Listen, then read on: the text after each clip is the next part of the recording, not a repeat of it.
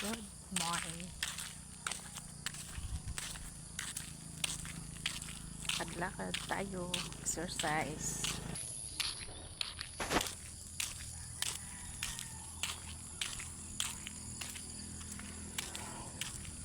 Lakad.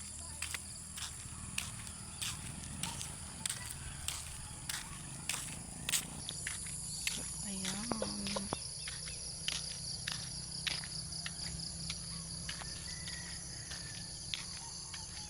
Hirap nang walang nag-video sa'yo.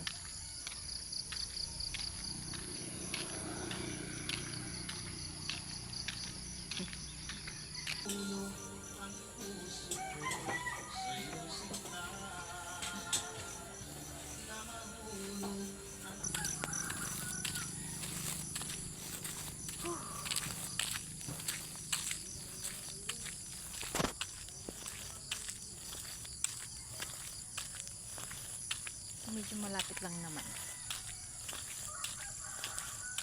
Lakad-lakad din paminsan-minsan. Hindi yung nasa bahay ka lang. My God.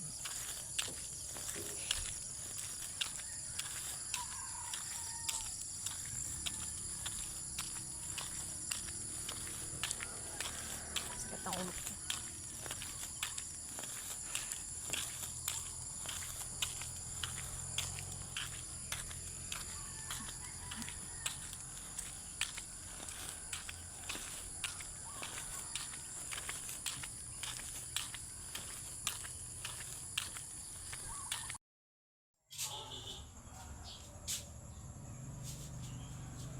Dahil tapos na nga aking paglalakad ngayong umaga, ay mag-exercise muna ako saglit.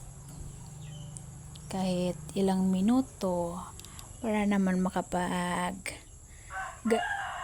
stretch ang aking katawan this morning dahil kami lang ng anak ko dito sa bahay, wala kaming kasama. Ang Kuya Jilo namin ay nag-aral na, kaya bakanting oras, this is it, mag-exercise muna ako saglit. So yun guys, malapit na nga palang aking panganganak. Actually ngayong August ay due date ko na, pero ano nang naman yan yung anong tawag to, depende, anytime pwede na siyang lumabas, pero pwede namang maatras, pwede namang abante, so ganun lang yun. Kaya hindi pa natin sure kung talagang sa due date siya lalabas o baka lalampas pa mismo sa due date hanggang sa, or malay mo natin kung aabot pa ng katapusan, alam niyo yun. Kaya pero sana wag naman masyadong maaga kasi may inaantay pa ako, parang hindi pa ako ready.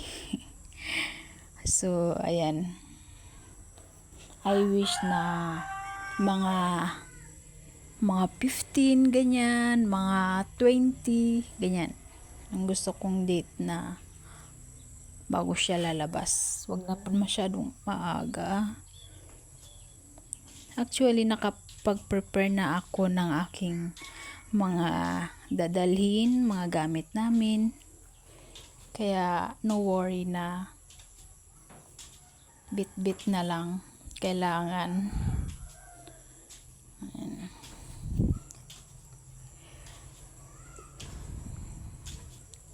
Yung malapit na yung due date mo, kinakabahan ka, syempre hindi mawawala sa atin yung mga babae kapag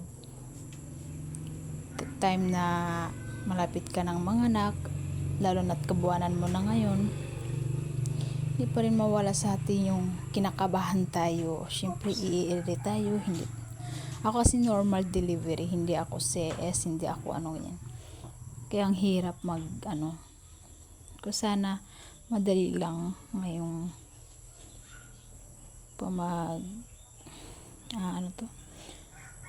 kapag nanganak, madali lang. Ang hirap naman kasi pag pahirapan ka pa, aabot ka ng isang araw, maglibor, ganyan. Pero dati, oras lang naman ang aking pinaghirapan. Sana ngayon din, oras lang. Ayoko nang umabot ng 1 araw, 2 araw. Mas mahirap ng ganun. So, good luck sa amin guys. Sana I hope na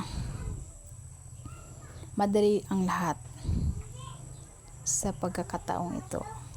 Please subscribe mga nanay sa aking YouTube channel. Thank you so much for watching my videos.